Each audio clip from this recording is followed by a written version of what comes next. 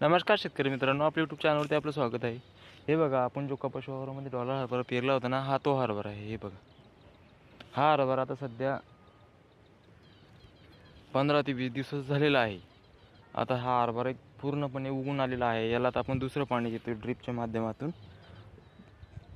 2 घंटे किंवा 3 घंट्यापर्यंत, कारण जे राहिलेला हरभरा दाणे आहे ते वरती येतील. आता याला आपल्याला येणाऱ्या काळामध्ये युरिया सोडायचा आहे. युरिया कशामुळे सोडायचं? त्याची वाढ पटकन झालेली पाहिजे, फुटवा आला पाहिजे. युरिया एक तर आपण त्याला असं हाताने टाकू, नाही तर मग ड्रीपमधून सोडू. त्याच्यामध्ये आपल्याला दाणेदारचा पण वापर करायचा आहे. एकरी 1 बॅग आणि 1 युरियाची थैली. म्हणजे अशा प्रकारे दोन्ही जर आपण हे केलं तर याला फुटवा चांगला जबरदस्त येईल, याची वाढ होईल. युरिया एकरी 1 बॅग आणि दाणेदार सिंगल सुपर फॉस्फेट म्हणजे त्याला ती एकरी 1 बॅग. या दोन्हीचा जर आपण चांगला वापर केल्याच नंतर याला फुटवा चांगला येणार आहे, याची वाढ पण चांगली होणार आहे आणि येणाऱ्या काळामध्ये आपलं फळ फांद्या जास्त प्रमाणात लागणार आहे, जेणेकरून आपलं उत्पन्न वाढेल. तुम्ही पण जर असा मागून कपाशीच्या वावरात हरभरा लावला असेल, त्याला एकरी 1 युरियाची बॅग आणि 1 सिंगल सुपर फॉस्फेटचा वापर करावा.